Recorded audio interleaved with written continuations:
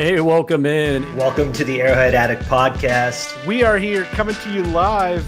The Kansas City Chiefs are going to the Super Bowl. You only win a Super Bowl 2 times every 5 years, right? Oh! The warm-up act is over. Let's bring in Melissa Etheridge, massive Chiefs fan. Melissa. Super Bowl champion, 2-time Pro Bowler, and Trent Green. Trent Green, how you doing? Hey, what's going on, guys? And he picked it up! He picked it up! He's gonna score!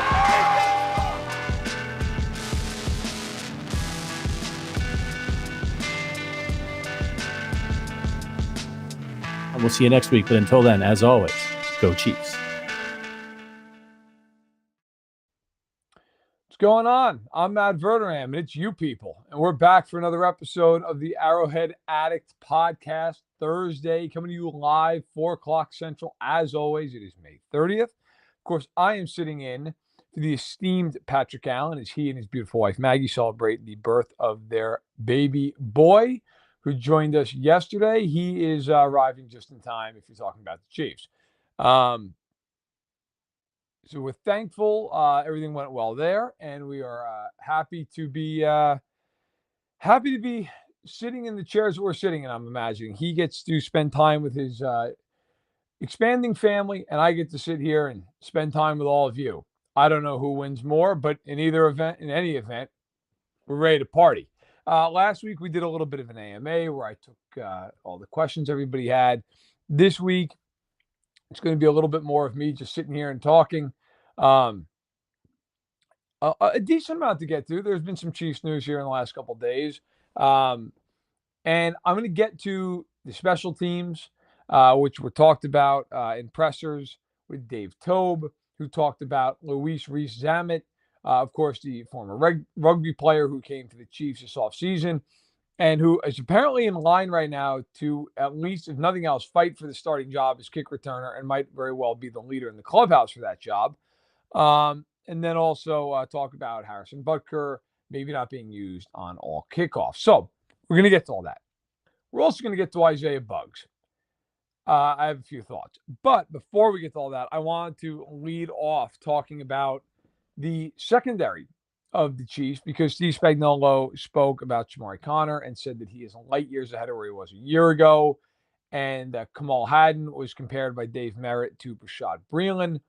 And I think that's interesting. And I can see the comparison, bigger kid, some athleticism there as well. Breeland was a similar profile. I think the story of this offseason has largely been ugliness away from the field for the Chiefs. But it's also been left tackle, right? And adding receivers and very much offensively focused. And yet they traded L'Jarius Sneed to the Titans and did not add anybody early in the draft or anybody big in free agency to replace him. And so I think that kind of speaks to where they're headed and what they're looking at. Merritt also talked about L'Jarius Sneed and said that you're trying to replace a guy who has a very specific skill set. He actually likened him to Michael Jordan in that regard, which I think might be a little bit of an over-ambitious compliment, but L'Jarius Sneed nonetheless played like an all-pro last year. We all saw it. We all know it. Replacing him is not going to be easy. But I think what's going to be important here is that the Chiefs maintain flexibility at corner, and they do it in a way that allows Trent McDuffie to be versatile and to also gain the matchup advantage how the Chiefs see fit and not be forced into matchups because the Chiefs are limited in their flexibility. Jamari Conner's a guy that I've talked about here. I've talked about on my podcast over on Patreon, the Matt Verderame Show, which, by the way, no episode drops tomorrow on Friday morning. So you can go ahead and check that out. Become a member over on Patreon. Jamari Conner is a key guy here. And thank you to Richard for dropping that in the chat there. You can see it right there, patreon.com/Matt Verderame. I am not going to continue to shill for my own podcast, but it's there. And a lot of you joined last week, and I thank you for it. That is awesome. Look,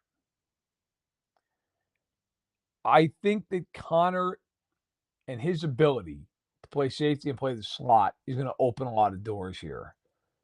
Because if you have another guy who can play the slot for McDuffie, it allows him to go outside. I also think Spagnuolo talking about how much further ahead Chamari Connor is in his development. It speaks to, okay, maybe he can give you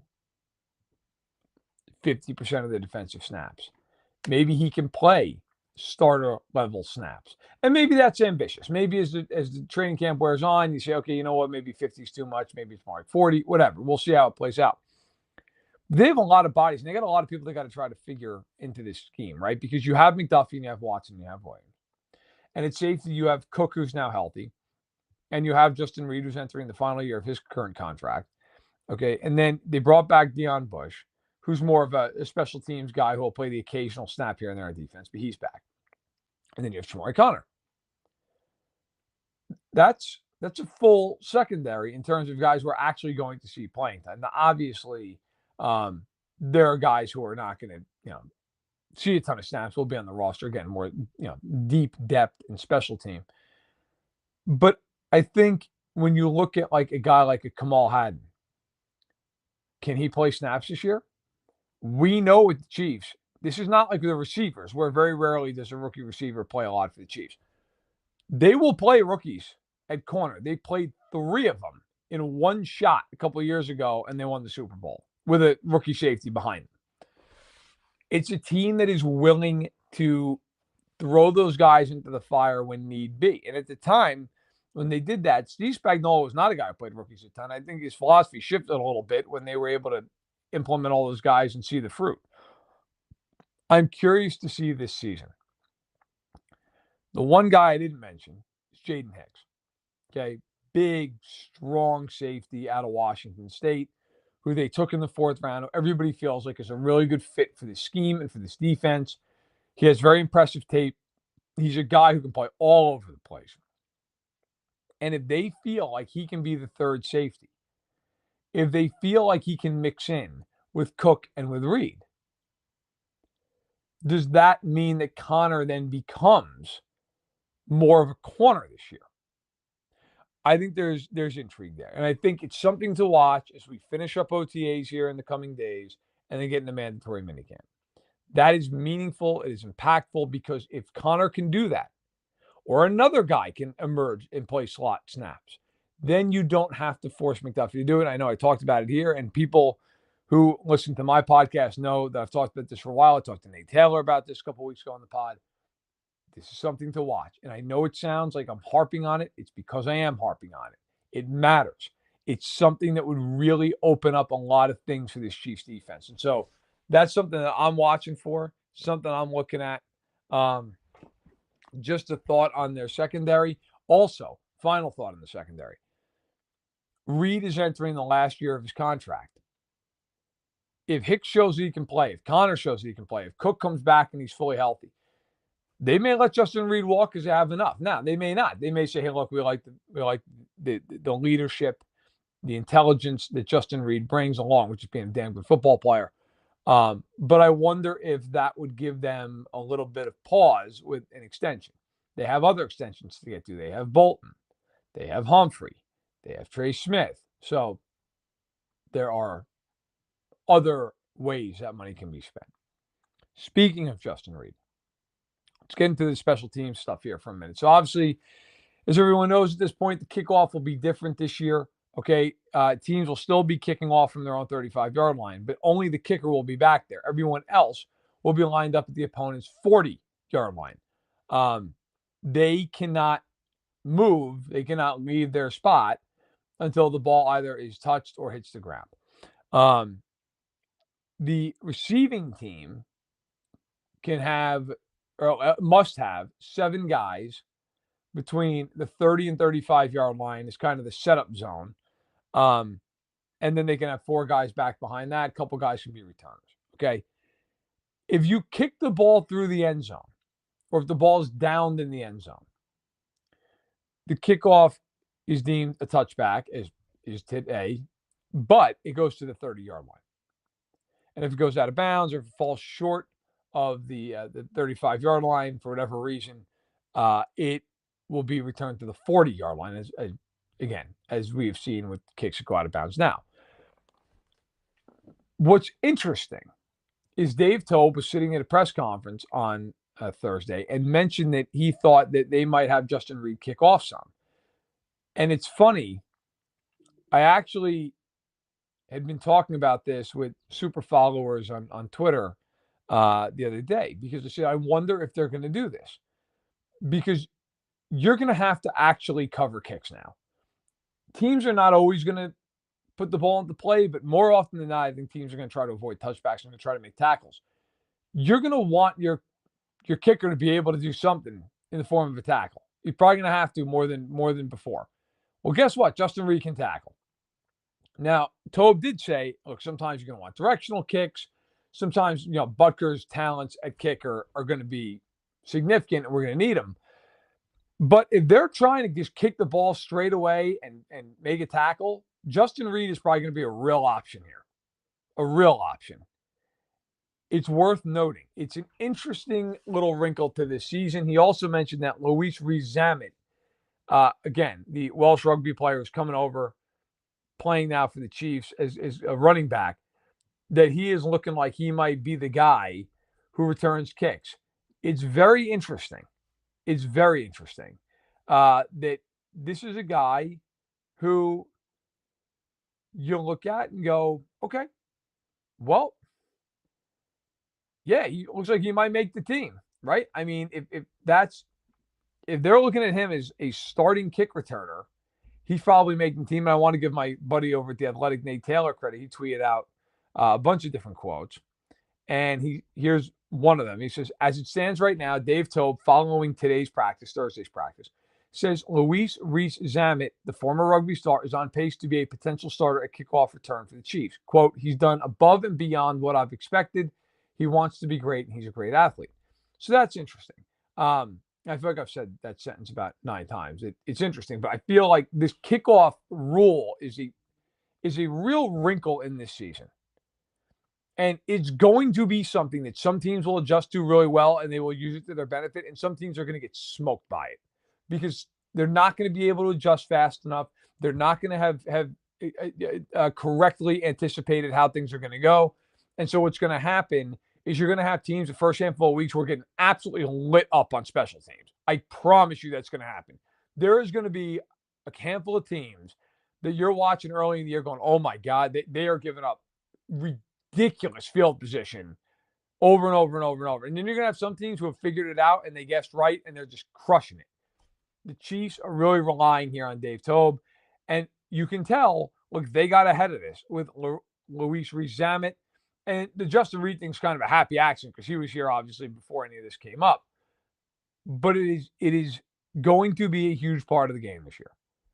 And it has to be noted. Also, and lastly, on the injury front, Joe Thuney is still coming back from that pec, but he's been there. He's been in meetings, according to Andy Heck. So that's good news as Joe Thuney works his way back. That's a long injury, but he should be back. He should be fine for the regular season. Should not be any issue. All right. Now we get to Isaiah Buggs. And we get to what is becoming a real epidemic with the Chiefs this offseason. All right. You've had Rashee Rice going well over 100 miles an hour on a Saturday night in Dallas and crashing a car that he was renting and then just leaving the scene of the crime. Didn't matter. Somebody could have been fighting for their life, could have really injured a kid. Sorry, that's your problem because I'm not sticking around. Have a nice day. And he and his buddies took off into the night. Then there was a second alleged incident that seemingly with Rice has gone to the wayside here. Wanye Morris then got into some legal hot water due to marijuana possession. Now, look, I'm not going to sit here and kill a guy for marijuana possession, but the facts are the facts. He was in trouble legally. As minor as the trouble may be. And then this week, Isaiah Buggs said, you know what? I got something for you. And 2 warrants were issued on him related to misdemeanor charges of cruelty to dogs. The allegations included, and these, by the way, from the Tuscaloosa, Alabama Police Department. The allegations included that he left 2 dogs at a residence that he was renting without access to food or water for what appeared to be 10 days. One of the dogs had to be euthanized. He has since turned himself in. His agent, Trey Robinson, put out a statement essentially saying that the police are out to get Isaiah Buggs. And I'm just going to be the one who says it, I guess. And I'm sure I'm not the only one, but I feel like it's got to be said. Like, why don't they just cut him? He's not going to make the team.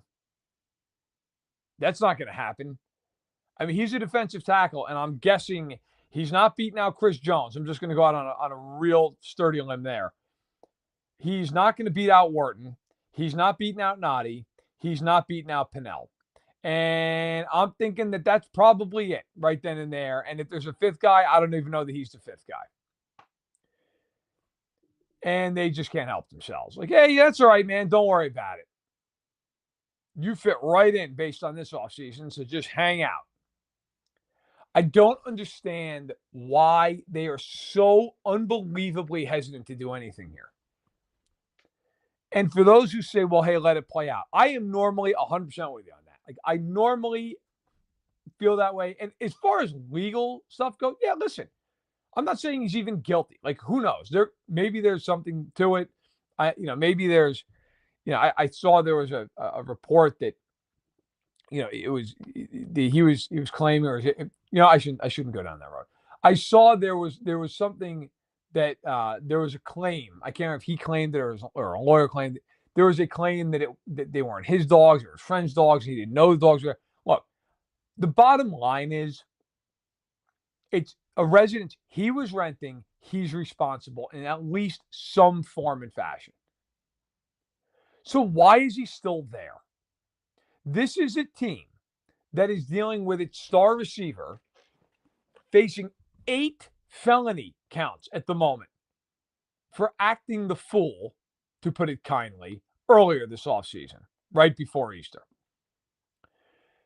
It is the same franchise that had to watch Charles Omenihu get suspended for 6 games before he ever put on a Chiefs uniform. And they knew he was going to get suspended for an ugly incident prior to when he joined the Chiefs. But the Chiefs knew that incident existed.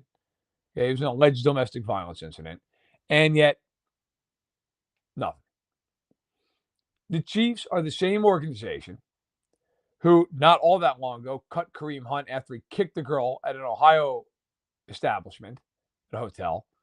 And they didn't cut him because he kicked her. They cut him because he lied to them. They made sure to let you know that in their statement. This is the same organization that brought in Frank Clark after he had a checkered past and then got himself suspended while he was with the Chiefs. It is the same organization that Willie Gay got suspended for 4 games because he took a vacuum cleaner and welded it into a wall. Okay? We could go on and on and on. Same organization that drafted Tyreek Hill, who had a horrific background. It is the same organization that signed Damon Arnett despite significant issues before he got to Kansas City. He lasted 9 days before the Chiefs said, you know what, we're good, because he couldn't stop getting in trouble. He lasted 9 days. And now Isaiah Buggs is being investigated on multiple counts of cruelty to dogs. He is not even going to make the team. And the Chiefs are like, well, you know what? Let's wait it out for a minute. See what happens. Why? What point is there? What upside is there? And by the way, because this one always gets forgotten because he's not a player, it's the same organization that Britt Reed went out and almost killed a little girl because he was too irresponsible to be an adult that night. The Chiefs, at some point, look, it gets papered over because they win a lot. And I think nationally it gets papered over in large part because the stars of the team are seemingly great guys. Mahomes, Kelsey, Chris Jones, Andy seems like a really good guy. Right? Like they get away with a lot of the stuff that has gone on because they win a ton, and the forward guys, the front facing guys, they're the ones who are seen on commercials and everything else, and so they give the team that buffer, if you will. But I mean, how many times is somebody going to do something when they remember the Chiefs organization that the Chiefs just bury their heads on, frankly, and just won't react to, won't do anything about? And I'm not expecting them to put out a written statement every time some guy gets pulled over, every time some guy has an arrest. This is the NFL. I'm not naive to the fact that every team in the league will privately tell you, hey, look, man, this isn't the Boy Scouts. We're trying to win a Super Bowl. And you know what? I'm not going to sit here and moralize because I understand that that is the business. At the same point, a guy like Isaiah Buggs, who I don't know personally, I've never had a conversation with him. I'm not telling you he's a bad guy. What I am telling you is he's in legal trouble for something that right now at least appears ugly. Maybe his innocence is proven. Fine. And if he's innocent, I hope it is proven. But at the same point, if you're the Chiefs, what is the reason to hang on to the guy when you know he's not even going to make the team? Set a little bit of an example here. Instead, they're setting an example, all right. You are what your deeds show you to be. They have condoned this stuff. Even the Rashee Rice. Now, look, I'm not saying cut Rashee Rice. I understand how the NFL works. It is my job to understand how the NFL works. They're not cutting Rashee Rice. But what he did, like, let's make no mistake about it, is heinous what he did. Even if the intent wasn't to be heinous, what he did was heinous. He could have killed somebody. Could have killed multiple people. Didn't care that he might have killed somebody. Just walked away from it. That is a shocking lack of character. And the Chiefs' response to it? Nothing. Not like, hey, we're going to let this play out. We're really disappointed in his actions. Nothing.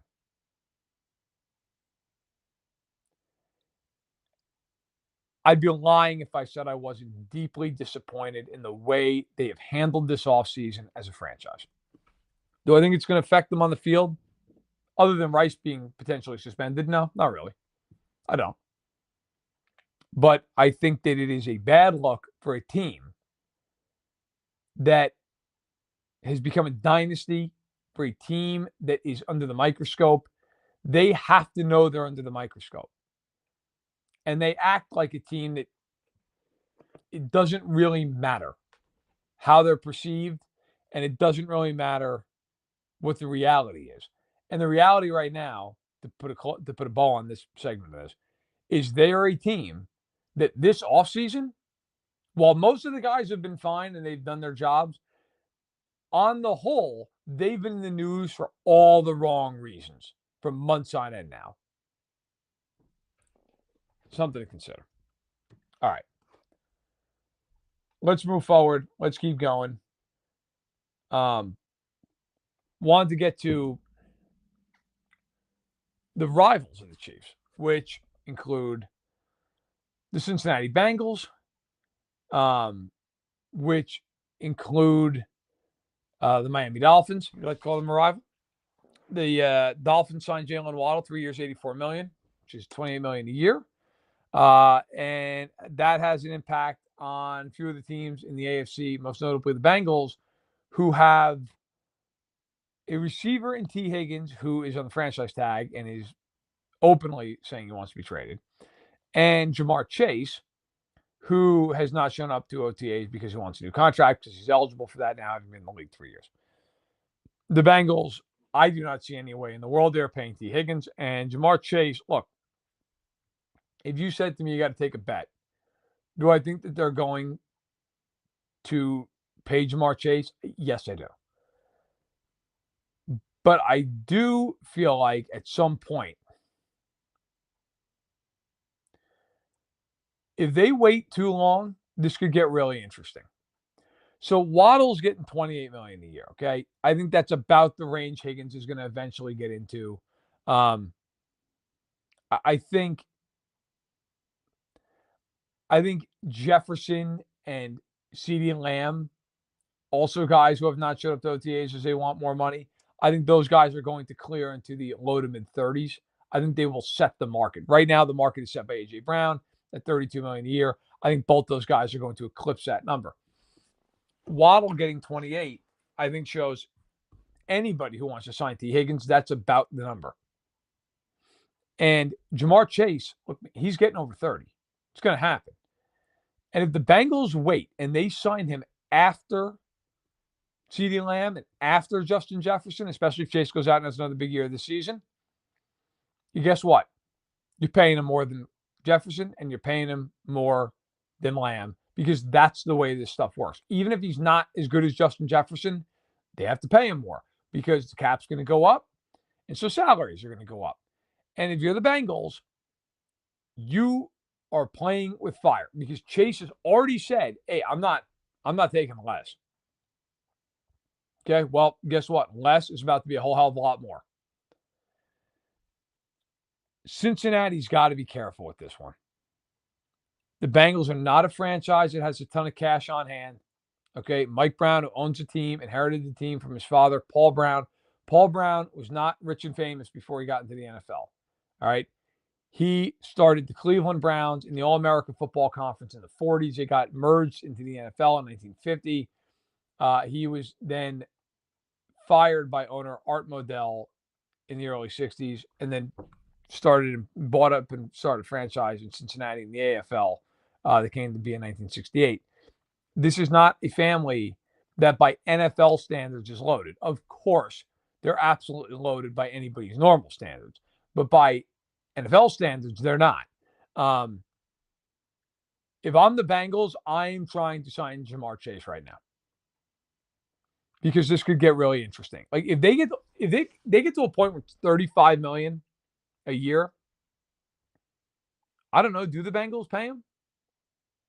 Again, I think smart money says that they would, but it's interesting. It's really interesting if this starts to go further and further and further. Okay. As for Higgins, I don't think he's getting paid. And then there's Trey Hendrickson, who is also demanded a trade. Now, Hendrickson is there for this year and next year. I don't think he's going to be going anywhere anytime soon.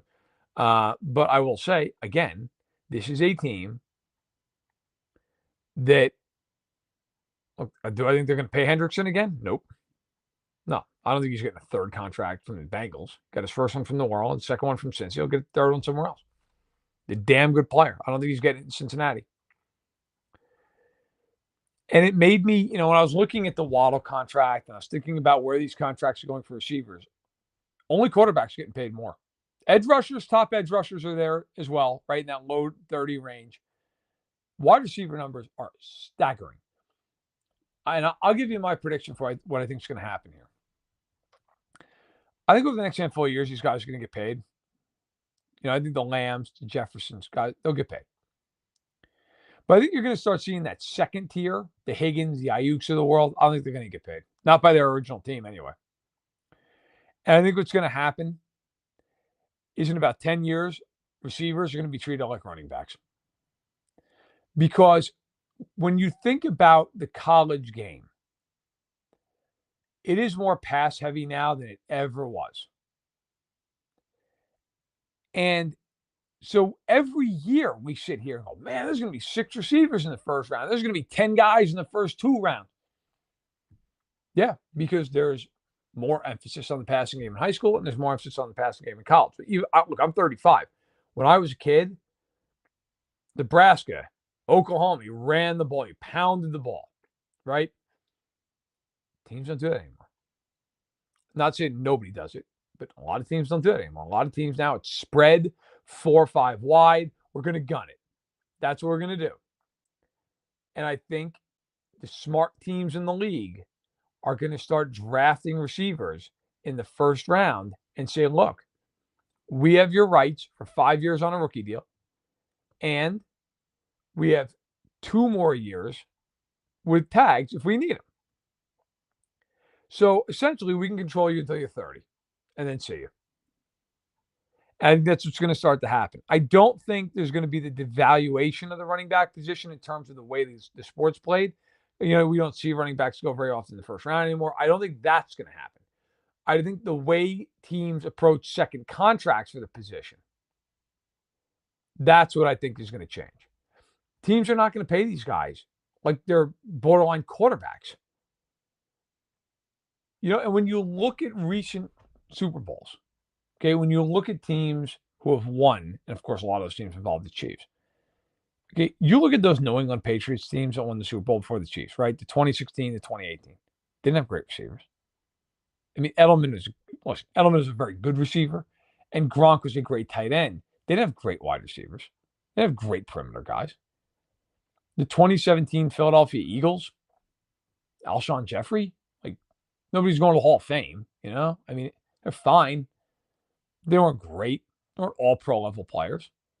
The 2019 Chiefs, of course, had Tyreek Hill. And the 2020 Buccaneers had Mike Evans and Chris Godwin. Okay, so listen, a couple teams with really good receivers. The Rams, they traded for Beckham late in the year, and they had Cooper Kupp, and Kupp was amazing that season. But Kupp, for the course of his career, has been a very good player. That year, he was a great player. And then the last year was the Chiefs. Obviously, they've not had great receivers. The point being, yeah, sure, you're going to have some teams that have great receivers that win Super Bowls. But we've seen over the last, 7, 8 years, how many of those teams are truly great guys? Less than half. It's not necessary. But guess what? Other than Nick Foles, what did all those teams have? Quarterback. Right? That still is the main ingredient. You can win a lot of different ways in the NFL.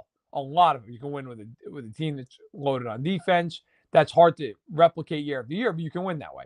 You can win because you're a big-time team in the trenches and you just win up front on both sides of the ball. The Eagles have done that for years. You can win because you're a pass-heavy attack. You can even win sometimes every once in a while because, listen, you can just run teams into the ground. But every one of those teams, every single one of them, you better start with a quarterback. And then you can go from there. Hey, they had a great quarterback and they had a great defense. Hey, you know what? They had a great quarterback and their passing game was overwhelming. Hey, you know what? They were really balanced and they had great coaching and they had a great quarterback. I do not think in 10 years teams are going to be paying receivers major money on second and third contracts. I think there will always be the exceptions. Like Justin Jefferson's an unbelievable talent. I think that guy's getting paid in any era, right? But like the Brandon Ayuk's of the world, who's a damn good player. Do I think he's going to get paid a fortune? I mean, yeah, I think in this era, he's probably going to get somebody to give him close to 30 mil. Do I think he's worth 30 million a year? No, probably not.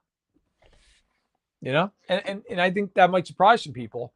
And I'm not trying to pick on Brandon Ayuk. I promise. It's just he happens to be, a perfect example here.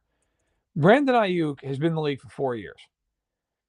He's posted one season of over 1,015 yards. He had 748, 826, 1,015, and then last year at 1,342. He's never had 10 touchdowns in a season. He's never been a Pro Bowler. I think Brandon Ayuk is awesome, but that's what we're talking about. I'll give you another guy, and he's not up to get paid yet. George Pickens. Okay, he'll be extension eligible after this year. 801 yards his first year, 1,140 yards his second year, and he's played with crap quarterbacks. I think George Pickens is a fantastic player, and I think he's the kind of guy who's going to get paid, and very well might be rightfully so.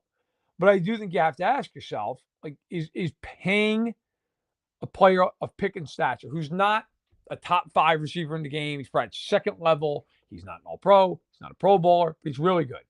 Is he worth paying more than 12% of your salary cap to? It's a reasonable question. And I think it's one that teams are going to ask themselves about more and more and more as time goes on. Because you're just going to be sitting here looking at it going, And look, there's 9 guys in the draft that we think can come in and play right away. Why should we pay this guy $35 million a year? Just food for thought. Just something to think about, as I think the receiver numbers are starting to get bloated. I'm curious to see when Tyreek Hill, when he's up for a new deal, who pays him and what does he get? Tyreek Hill is a first ballot Hall of Famer. Okay. He has been in the league 8 years. And guess what? All 8 years, he's made a Pro Bowl. And he's been an All-Pro, I believe, 6 of those years. He's going into his age 30 season. He is signed, as we sit, through 2026. He is never going to see that year. His cap hit that year is $56.3 million. That is never happening. Okay. He is essentially signed through the 2025 year when he is due 34.2 against the cap. And if they cut him, they can save 11.6. If they post-June 1 him, they can save $23 million.